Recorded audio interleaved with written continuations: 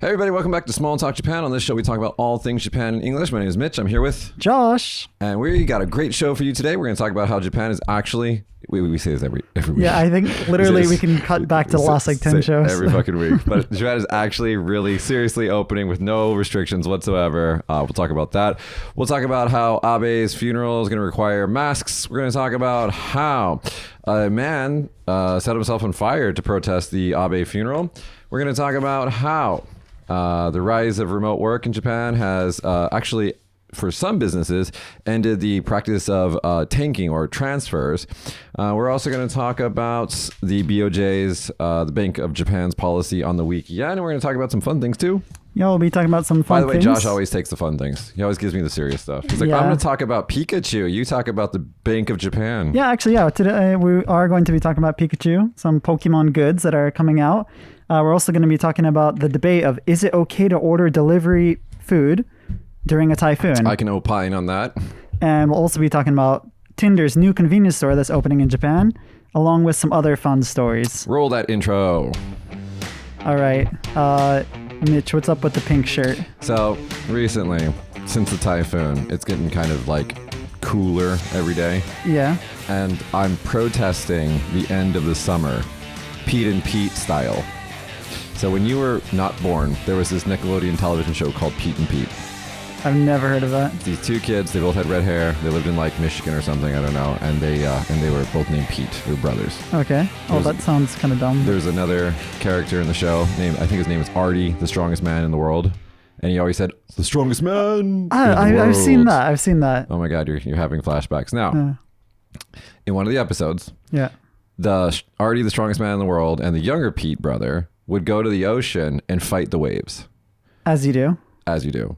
Protesting the end of summer. Fighting the coming of the winter. I mean, it's not the waves' fault. It's metaphorical. Okay. It's actually pretty fucking deep, okay?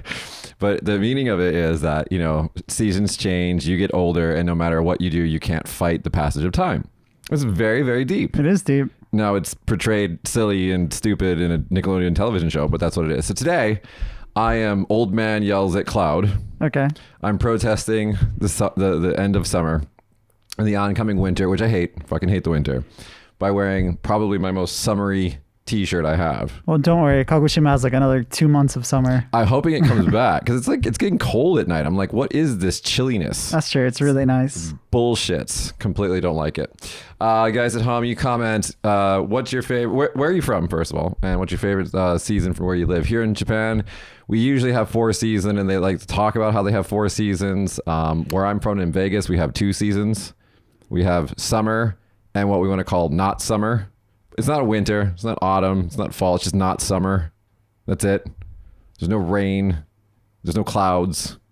Well, Hawaii, we have summer and summer light. No, you guys have summer and then the kind of rainy, well, it depends on what island you're on, but kind of rainy season summer. Yeah, my island has like a whole rainy section, so it's always kind of rainy. It's just like the rainy zone. Yeah, the northeastern zone. It's just like raining all the time. Exactly. Anyway, I was going to make a Star Trek reference. It's always on the Ferengi homeworld. It's always raining. I'm sure there are at least 2 people watching that. At least 2 people. It rains every day. They have like 75 words for rain. That's why they're always obsessed with profit and stuff. Anyway, so you guys at home, comment, where are you from? What's your favorite season? Have you been in Japan do you live in Japan? And have you been in Japan during any season? And what is your favorite season? I actually think spring is beautiful in Japan because of the cherry blossom. We saw cherry blossoms yesterday. Did we? Randomly. We did. You were probably sleeping.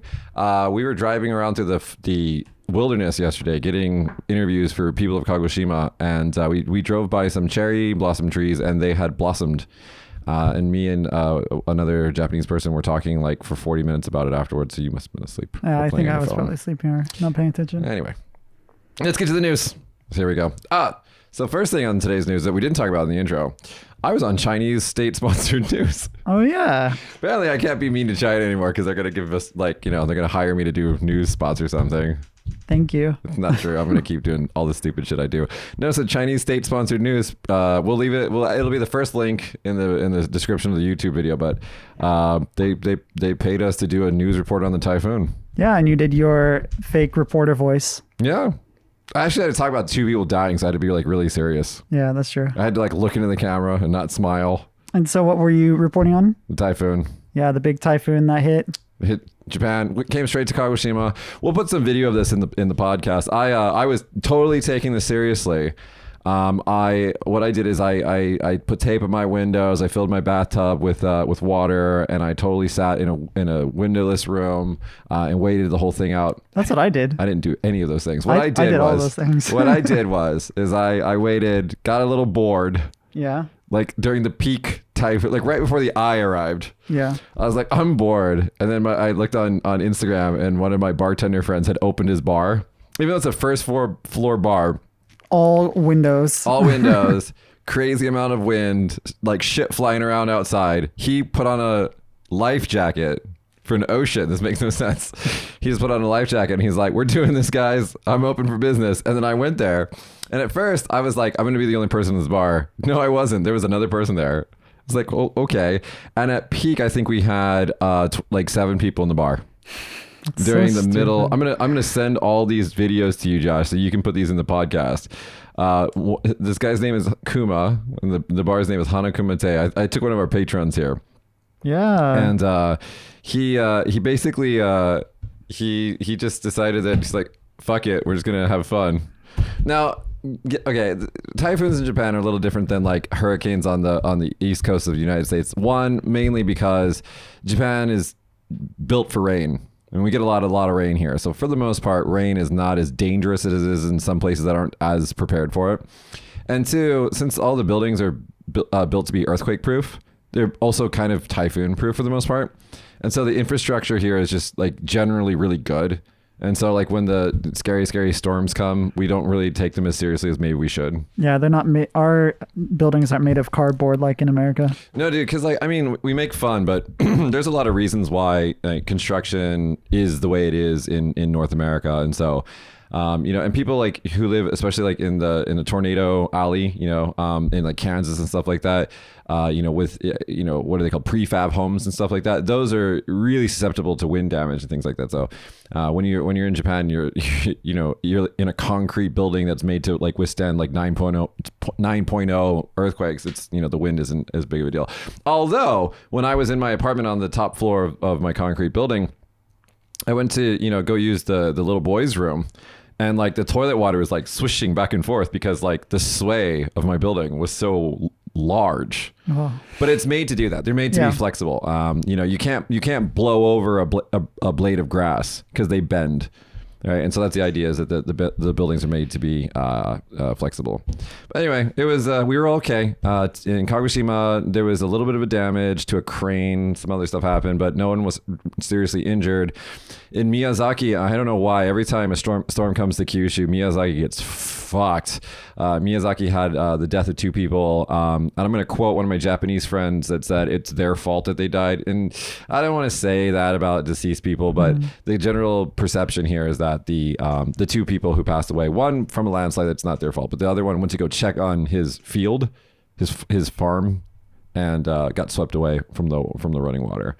So it was two gentlemen who passed away, but other than that, there was not a lot of damage, and so it mostly passed without incident. It did totally shut down trains, and my Amazon delivery came like 3 days late. Actually, let's talk about. Yeah, I was gonna say. Let's talk about the pizza story. Let's do it. So, during the peak of the typhoon, I opened up Uber Eats to see like. I think everybody did. You're like, I'm hungry. I didn't go grocery shopping for enough food. What can I order on Uber Eats? And every restaurant said like unavailable.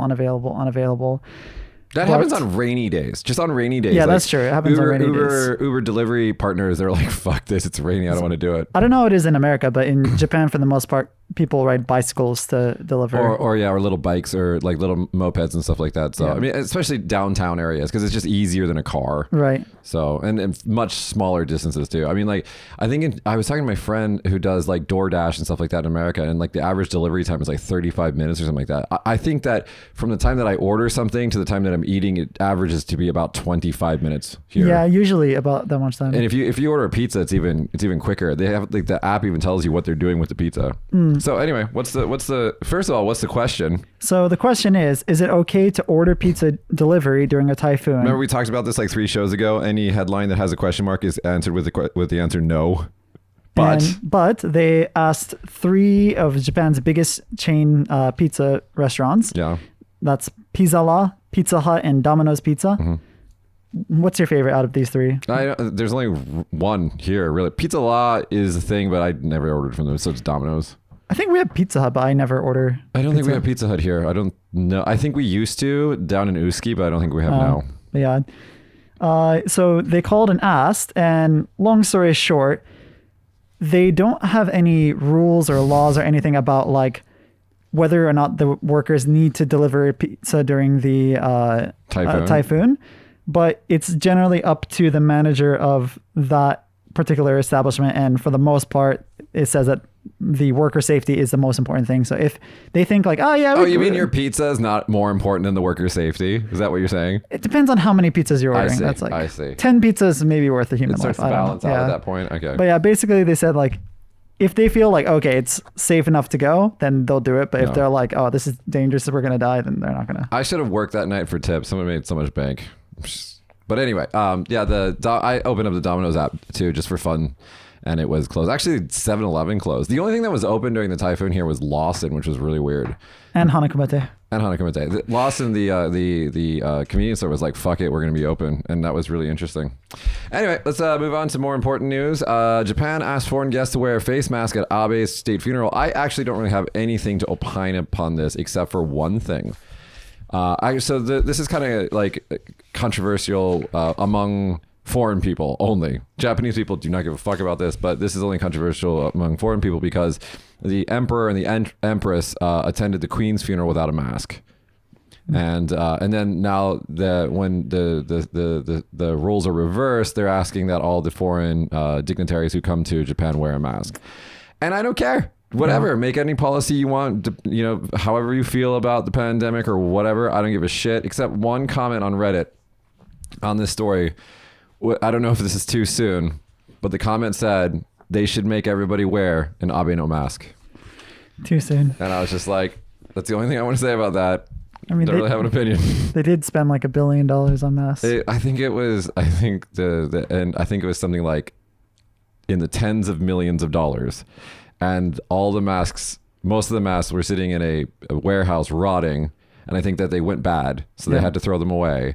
And the reason why Abe no mask is such a funny thing, guys, is because at the beginning of the pandemic, Abe's like response, he didn't really take it seriously in the beginning. No one really did. And so he's like, we're going to give everybody a mask. And it was like a cloth mask that was tiny as fuck. It didn't really like cover your face. And even though Abe wasn't known for having a very small face, he continued to wear his own product, his own mask for months after that. And so Abe no mask became like a thing. And anyway, I don't know. I just remember Abe as being like, fun loving, and I did like him. He wasn't terrible. I did like him, but I hope his funeral goes over without a hitch. There's actually been one problem that I do want to talk about. That is, let me find it. Actually, maybe I took it out. No, here it is. Japan man sets self on fire in protest of Abe's state funeral. So a man set himself on fire on the street near the Japanese Prime Minister's office in Tokyo on Wednesday, apparently intending to commit suicide in protest against an upcoming state funeral for the former Prime Minister Shinzo Abe. This article claims that the majority of Japanese people are actually against the funeral, that they don't want it to happen. That's just the general, I think, Japanese sentiment about not necessarily like idolizing or martyring fallen dignitaries and things like that. It's just not really a thing here. But I wanted to point out that this Kyoto News article was hilarious because, okay, so this man, self-immolation is not, if you've ever seen a video, don't search for this. This is a link that should stay blue in your surfing history. But if you've ever seen one of those, like a documentary or something like that, it's awful. It's just awful. Okay, so if you're to that point that you're going to do that, that is a very, because Tibetan monks, oh shit, no more Chinese sponsorship for us, huh?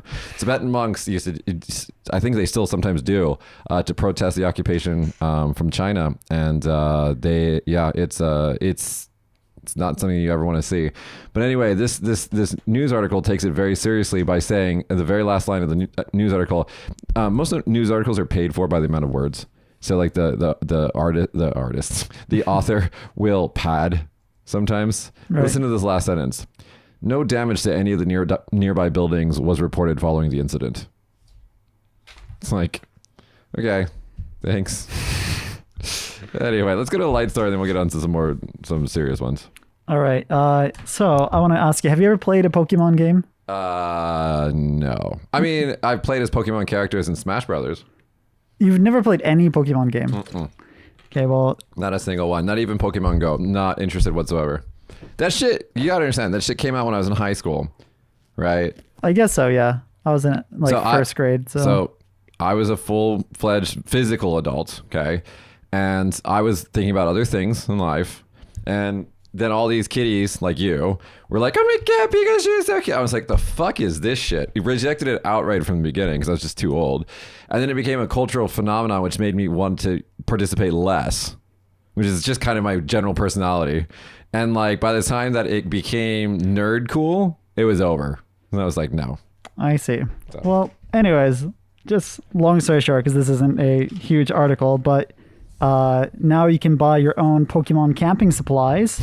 They're selling 20 different items that are going to be released gradually between September 21st and October 8th, including like a rolling cart like we use for locations, foldable bench, and things you can use for now, you went to a bunch of campsites yesterday looking for interviews. There were a lot of fucking people camping. Yeah, a lot of people are camping. I think it's like good weather because it's, starting to cool off, and it's kind of naturally socially distanced, but yeah, it's kind of interesting.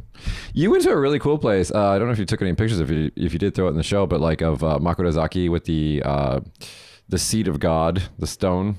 Oh, I mean, I have video of it I could get from... Yeah, just throw it in there if you have it. And then just beautiful ocean. We went to the very southern tip of this side of the peninsula yesterday, and it's just a beautiful little area there. And so lots of people were camping out there because it's a beginning of Sunday. It's a 3-day weekend starting yesterday on Friday. So because this is recorded on Saturday. And so, yeah, that's a beautiful little area there. Actually, one of our good friends, Carl, likes to go and remote work there sometimes. He just sets up a little camp, puts out his computer, and just starts working. Yeah, it's a nice area. It smells like fish, but it's nice. It smells like fish. Oh my God. We had a fish lunch yesterday, and like I was opposed to this. Okay, so it was me and Josh and a Japanese person in the car. And I was opposed to it. I was just like, because I know Makurazaki. Was I just saying Miyazaki? We went to Makurazaki. Makurazaki here in Kagoshima. I actually had a story, but then I rejected it because I thought it was too niche. Makurazaki is known for katsuobushi, which is bonito flakes in English. And it's one of the primary ingredients in dashi, which is like soup stock that you pull from various things. And the whole fucking town just smells like fish. It does. And one of the Japanese person that was with us yesterday, she was like, let's go eat fish in the fish city. Because of course she did. And I was just like, dude, I don't want to. I don't really like katsu, bonito, I think it is in English. I don't really like as a fish. And I knew going in, because I've been to Makurazaki many times, and I've eaten their food on TV. I've talked about dashi production for television. I've been to 4 bonito flake producing factories for television, and I know what it smells like. I know it's too much, and I didn't want to do it. And you could tell I was kind of not into it. I was just like, let's go to a normal lunch place and eat chicken or something. And she was like, no, we're going to eat fish. Anyway, we went to go eat fish. And tell us, Josh, how was the fish? It was very fishy. It was so fucking fishy. They fucking boiled fish and other fish soup stock. Yeah, it was... to double down on the fish. And then all your complaining about the fish angered the fish gods. And then our car broke down. It broke down in front of the restaurant for over an hour. Yeah, we had to fucking call like the Japanese version of AAA. Oh God, fucking fish. Anyway, and then when we got out of Fish Town, it was like I kept smelling it for like hours. I like fish, guys, but don't put your fish stock in the fish next to fish with fish miso. No, my lunch had like 6 different dishes. One of them was rice, and then the other 5 were all different fish things. Now, like halfway through, I was like, I'm kind of sick of all this. And the thing is, it's like that particular area of Japan isn't known for its variety of fish. It basically has katsuo. Yeah, katsuo, the bonito fish, and so. If you love bonito, you'll love that area. Yeah. But when I go to sushi, I tend to eat more like tuna and like even though it's not super Japanese, salmon, and like that kind of fish is what I like. And the katsuo fish is just not, it's a very different flavor. I do like katsuo, but I do like it prepared in a certain way. That like yesterday, it was like prepared 5 different ways, and a couple of them were pretty good. So much fish. It was a lot of fish. So much fish. Anyways, what else you got? Hokkaido to allow single foreign residents and same-sex couples to live in public housing. I'll just explain this really quickly. Basically, in Japan, they have a lot of public housing, which is, I like to think of it as like communist, like concrete, square, boring buildings that just look terrible and depress me. But if you're a Japanese person, especially if you're a public worker or certain types of people in the population, it's very affordable housing for you. And so what usually ends up happening, the image of people who live in public housing are usually people who are like kind of gaming the system. So they have, they have money, but they're getting this really cheap apartment for like 20 years and they save money and then they buy a house. That is true. Good idea. It is true, but anyway. But there are certain checkboxes that you need to check in order to get public housing. And a recent criticism of public housing is that it's kind of not sexist, but it doesn't include LGBTQ people, and it also doesn't include single people. And there's obviously a rise of single people here. And Hokkaido is thinking about updating their policy on that, which is a welcome thing, I think, and good on them. There's nothing really else to talk about that. I'm going to blow through all of my serious stories and then we can talk about fun. All right, sounds like... All right, rise of remote work pushes 44% of major Japanese firms to rethink employment transfer. If you guys don't know, Japanese firms like to transfer their employees all over the country like every year. What is it? That's like police officers, teachers. No. That's all federal stuff. Actual normal, just private employees. They also do that too? All the time. Oh, I didn't know that. All the time. And there's a lot of merit. There's a lot of merit to it. It saves corruption. Because if you're always working with new people, you don't know who you can trust to be bad. Right. So it stays off corruption. It also helps to homogenize your business. So if you have like really high performers in one area, you kind of mix them out throughout the country, kind of homogenize, it makes your quality kind of the same across the country. Anyway, and so 44% of major Japanese firms are rethinking that policy because they are like, well, if you're working from home, if you're working remotely, then you don't have to move. Which is interesting. I don't think that'll be a permanent thing. I think they'll go back to their old ways pretty soon. Actually, I mean, you can see Apple's like requiring their employees to come back. I don't want to get into the nuances of everything, but remote work has its benefits, obviously, but it also has a lot of downsides to it. Collaboration, your natural sparks of new ideas and things like that. Like you can't just go to grab some lunch and chat with some random person. Spontaneity, all of that stuff kind of goes, down the drain. So I think there'll be a big push to return to in-person working. Biggest story today, Japan's going to remove the daily cap on October 11th. They finally picked the date. So the date is October 11th. No more bullshit at the borders. You can come in. You can do whatever you want. You don't need a visa if you're in, I think, 40-something countries. Basically, the countries before that didn't require a visa. So, Europeans, United States, Australia, I think even Bahamians, people from the Bahamas and things like that, they can all come into the country without a visa. They can stay wherever they want to fucking stay. They can do whatever the fuck they want to do. And it's finally fucking over. Yeah. One of our patrons, Justin Perkins, he is actually in Japan right in the middle of that. So he had to like go through all the trouble and get a tour and everything. And then now... You know what you should do? You know what you should do? I don't actually think you should do this. I'm fucking around, but you just run away from your tour. Well, I mean, like fuck yeah. From the day that you're not required to have a tour, then I think you can. Don't break the law. I'm not actually encouraging you to break the law. That'll get me in big trouble. But no, from October 11th, you guys will be able to do whatever you fucking want. And I said this before, put on your Google alerts. I have a rolling like 6 or 7 Google alerts that if you just type for like Google alerts flights, you can just kind of put in general dates and your places that you want to go. And Google will alert you when you have cheap prices on those kind of flights. So if you're flexible with your travel schedule, go ahead and throw that into Google now for, like I said, spring of next year is really where you guys want to aim for. Because I think there'll be some kinks in the system when the floodgates open. I think there's going to be some issues. No, I don't mean like people being dicks. I mean just like we haven't had tourism for three years. Yeah, like even just going to those like tourist locations and stuff like that, probably like all the workers aren't going to be fully ready or trained. Yeah, so there's gonna be issues. There's gonna be issues. So come in the spring next year, especially if you guys come for the cherry blossom season, which is always beautiful, and start looking for flights now. Put in your Google alerts, and I think if you buy your tickets probably in the next couple of months for next spring, it'll be perfect timing, good prices. Hell, you can even start if you know you're going to come. You can even start to exchange some USD for some Japanese yen. Good time. Segue. Bank of Japan stands pat on ultra low rate policy. Yen falls prompts intervention. Okay, basically the story here. Here we go. The BOJ, so the Bank of Japan, they are super, super serious and worried about the weakening yen. And by that, I mean they're not doing jack shit. And this is the quote. The Bank of Japan statement released after a meeting says it expects short and long-term policy interest rates to remain at their present levels or lower. I don't know how you go below zero.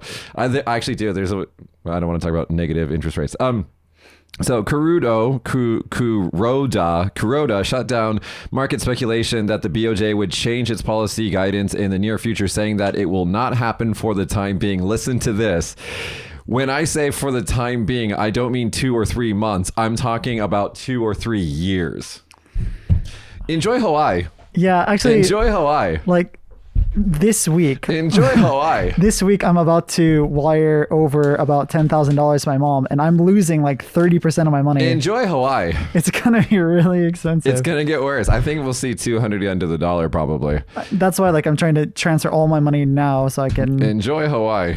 I'll still enjoy it either way. Yeah, I fucking did not enjoy Vegas. Like everything, I was just angry. Like I went to Starbucks and got a $5 coffee, right? I'm like, this is 1,000 yen. I can work at Mossburger for an hour for this. No, seriously. So you guys coming to Japan, fucking go crazy. Yes. Help out our economy, please. Okay, so I got one more serious story, and then we got some fun ones from you. So Japan saw fewer than 400,000 births in January to June, first in 22 years, given COVID. I'm going to talk about I'm going to talk about the serious details of this, and then I'll talk about a comment I saw on a certain weeaboo site. The number of babies born in Japan and to Japanese expatriates in January to June period fell 5.0% from a year earlier to fewer than 400,000 for the first time since the year 2000.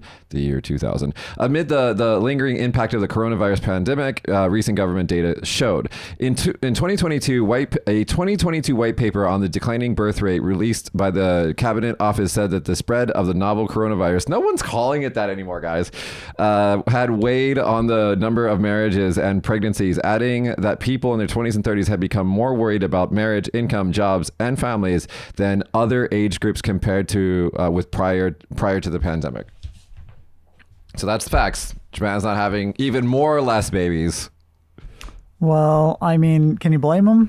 Japan's having even more or less babies than before. Yes. So that's the facts. And then one of the comments on a not so nice weeaboo what is it called form was like a meme, and it's like all the weeaboos like coming to save Japan's birth rate from like abroad. And I was looking at that, and I kind of actually thought about it for a second. I'm like, it's not wrong. Yeah. You could help. No, I mean, honestly, I'm like, well, a lot of my friends that are like, international couples, they have a lot of kids and they seem very happy. So whatever. And with the invention of remote work, you just come live here, work for your Silicon Valley startup or whatever remotely, and please add to the population because goddamn, we don't have kids. Anyway, let's go to... Yeah, that would be a good idea, actually. All right, let's go to fun. Reminder to Fox News. Do you ever watch Fox News? Yeah, I love Fox News. You took that story? You didn't want me to talk about Tucker Carlson? You can talk about it. You do it. I haven't read it. I just felt like you had a lot of them, so I took this one. So, reminder to Fox News that exploding milk is not a Japanese adult video genre. So, apparently, Tucker Carlson never read out our explanation of Japanese breast-related vocabulary. In a video segment on Fox News, the host was talking about a teacher who was wearing these prosthetic breasts. He was trans shaming. Right? Yeah. He was trans shaming. Yeah, so anyways, the teacher is wearing prosthetic breasts, and they stated that the teacher has recently started wearing enormous prosthetic breasts in the classroom in front of children as part of a sexual fetish. In case you doubt that it is, the costume is intended to emulate a genre of Japanese pornography that translates roughly to exploding milk porn. That's what he said. That's what he said. But that's wrong because? It's wrong because the two kanji that he took that from, like how they even found that, who knows? Well, because all these people who don't like gay people are usually gay themselves. Like every single time there's like a Republican like senator, he's like, I'm gonna ban the gays. Then he gets caught like getting his thing sucked off in some restroom somewhere, by a dude. And you're just like, yeah, no one's surprised by that. Tucker Carlson's probably like the gayest person in the world. He's probably himself trans or something. And he's just like, that's why all this hate comes from him. He's just jealous. He's such a hater, man. I hate that guy. Anyway. But anyways, the two kanji for it is like baku from like bakuhatsu, yeah, and nyu, which means like milk. Yeah. So you could try to translate that to be like exploding milk, but even if you use like Google Translate or whatever, it translates to big boobs, which is what it is. It means giant boobs. Yeah, so like the most vanilla category on any porn I mean, site. like if that's considered a category of porn, then so vanilla. Yeah. It's like, dude, no one even clicks it. It's so vanilla. I do like the name exploding milk. Okay. Anyway, Tucker Carlson, here, look at me right here. Okay, I'm going to help you. You have a very small. Anyways, in other news, two Sega fans get married in Japan, win at weddings with awesome Mega Drive wedding cake. I love that cake. I've never actually seen a Mega Drive or never used one. I have one. What are you doing? That's why I switched to never used one. I've seen it at your house, but I've never used one before. So growing up, were you a Sega kid, Nintendo kid, PlayStation? Both had both. I have 7 brothers. We had everything. Okay. But the division happened at the PlayStation 1. We had everything until the PlayStation 1. Then it like some brothers had PlayStation. I had a 64 and I was a 64 boy. I was always a Nintendo fanboy. And so my brothers were like PlayStation. I think they had an Xbox. I was like, none of that jazz for me. Just always Nintendo. Yeah, I had all Nintendo stuff at my dad's house. Actually, before my 64, I had a Sega Dreamcast. Did you ever have one of those? Those came out in the reverse order, though. Is it the other way? Maybe I don't remember which one I got first. Genesis. Maybe you're thinking. Of No. Genesis. I had a Dreamcast. Okay, that maybe came out it was after the same time then. Sega did like a release schedule that was a little bit faster than the Nintendo, and so and they released Dreamcast after the 64, and it bombed. Yeah, it bombed. It had the controller with the wire that fed towards you for no fucking reason. It had like a little thing that you put in like a save pack with a screen in it. Yeah, it was so dumb. Anyways, so I was mostly Nintendo, but I had a PlayStation at my mom's house. But I see. Always loved Nintendo. Yeah, I've always been a Nintendo. Anyway, that picture is great. Yeah, I'll put all these pictures into the YouTube version of this. YouTube version. So not only was that a great photo, it also reminded me of that internet meme. This is not my final form, where it's like the Sega Genesis, the Mega Drive has got all the fucking shit plugged into it. And it's like 9 feet tall. Yeah.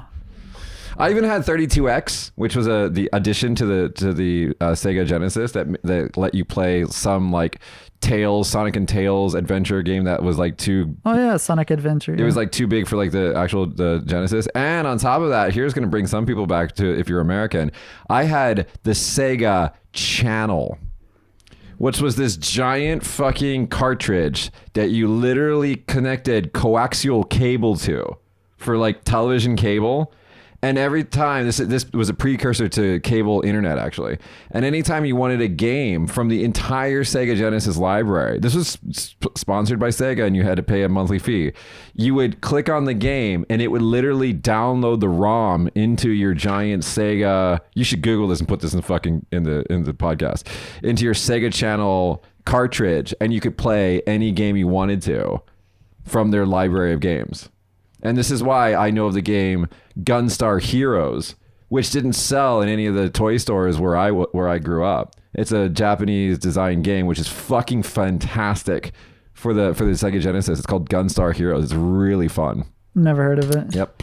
And Wacky Worlds. That's another game that never got sold anywhere, but it was on Sega Channel. Yeah, dude, I'm old. All right. We got 2 more stories? 3 more? I got 2 more. Let's do it. So I'm gonna find that fucking picture of that Sega please Channel. help me find it, because I was just thinking like, how am I gonna find that? I'm not even gonna know if I find it. So who do you think the biggest K-pop fans are in Japan? Well, I read the story, so I know you already read the story. But I was actually not surprised by... Look at that shit. Send me that picture. I already sent it to you, man. Bad. Oh my God. I was not surprised by this article, but Japan's biggest K-pop fans might just be senior citizens, survey shows. So an online... Actually, I wasn't surprised by this, but continue. Yeah, I wasn't either. Online marketplace service Mercari studied the purchasing habits of all their, what do I call it? I looked at my phone, lost it. Blah. Customers, That's it, yeah. Between September 1st and August 31st. So 1 year. And they found out that, what do you call it? Which products sold the best in which generations. And they discovered that the users who reported to be over 50 years old were more frequently buying K-pop merchandise than even Gen Z. Now, two things about that. Yeah. One, that's a skewed data point. Like, data is hard, guys. Statistics is hard. If you're an older person, like a mom or a grandma, and you have younger kids who are into K-pop and you're looking to buy them something, an 8-year-old's not on Mercari with a credit card. Right. Okay, so one, data skewed. But two, yeah, there are a fair number of bachan out there that like K-pop. I was also going to add to the fact that, like, older people have money, so it's like, also another skewing of the data point. Yeah. So you have to control for factors when you look at statistics. That's why when people were talking about, I did my research on the COVID vaccines, I'm like, motherfucker, you don't even understand basic math. Like, shut up. Anyway, last fun story. And our last story is Japan loves convenience stores. Yeah.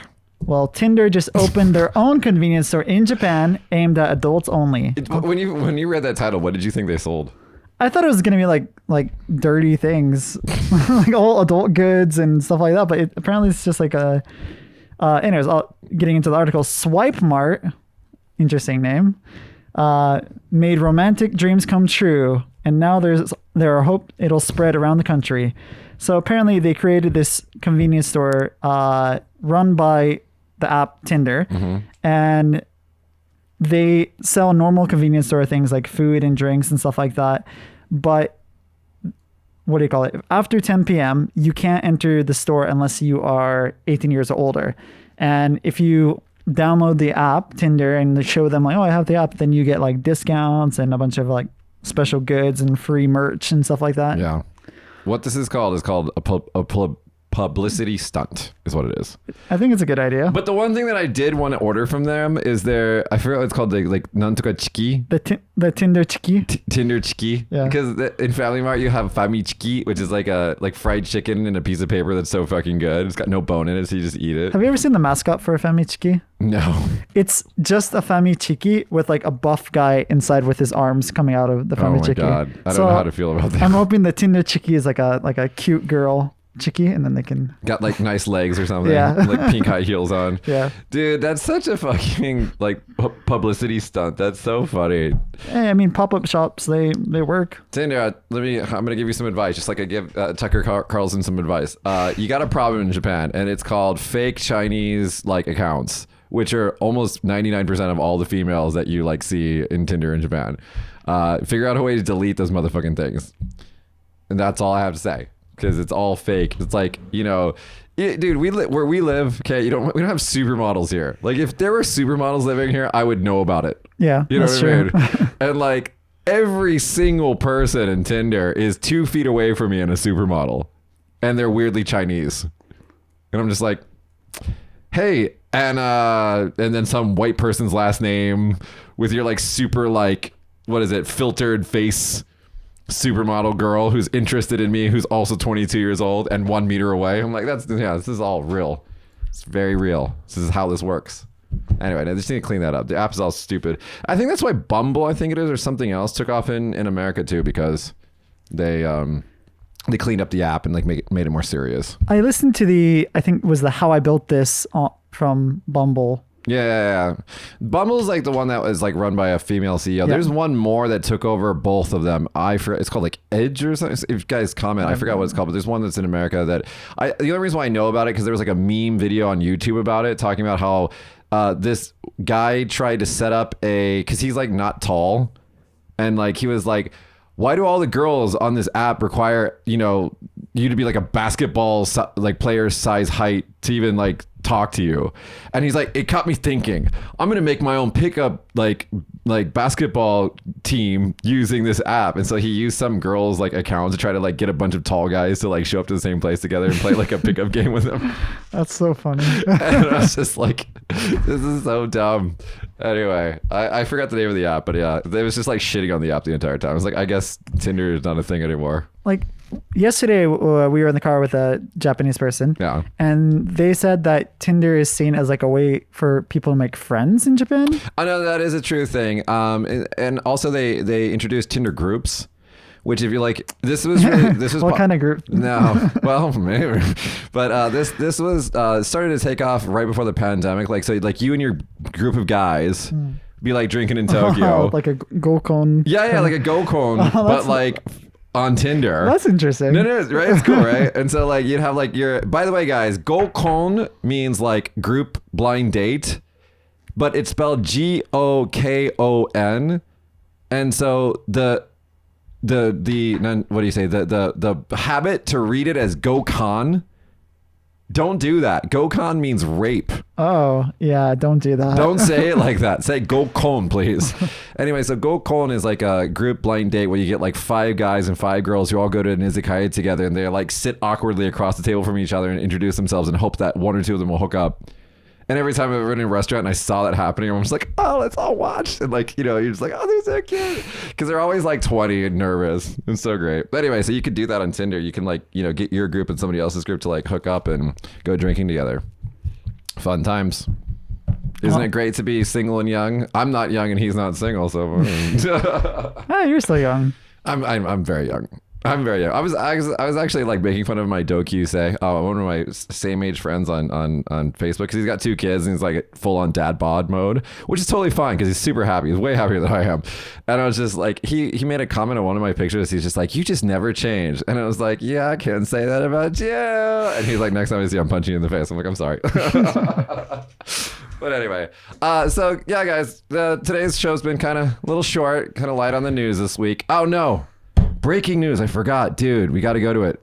Oh, yeah. There was a super crazy police pursuit somewhere. I don't know, because I just stole this from I think it was on TikTok. But there's this crazy pursuit that we're going to end the show with. On the video podcast. Are we going to explain it for the audio listeners? I'll explain it to the audio. It's basically a cop like shooing, like a Japanese police officer shooing some ducks, like off the road. And like some asshole was like walking behind the police officer filming him. I would probably film it too. It's pretty cute. It's pretty cute. It was very cute. And it's just like the caption on it was something like the state of policing in Japan. It's like, hey, I'll take that over problems that we have elsewhere in the world. I enjoy not being, you know, harassed and abused by police officers here. They're usually, most Japanese police officers are chill as fuck and they're really cool. Yeah. So anyway, that's been our show today, guys. We have links to all the stories in the description of the video. We have an audio podcast if you're just watching us on YouTube. If you're listening to us on Spotify or wherever you get your podcasts, we're also on YouTube, where we have a visual component.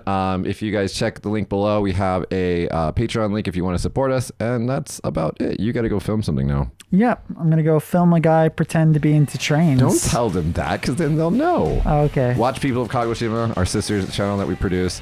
That's actually serious with less F-bombs in it. That's not state sponsored. Oh, it is. It's state sponsored by this state, not the Chinese state. Also, check out my news report for Chinese media. Top link. Okay, bye, guys. Bye.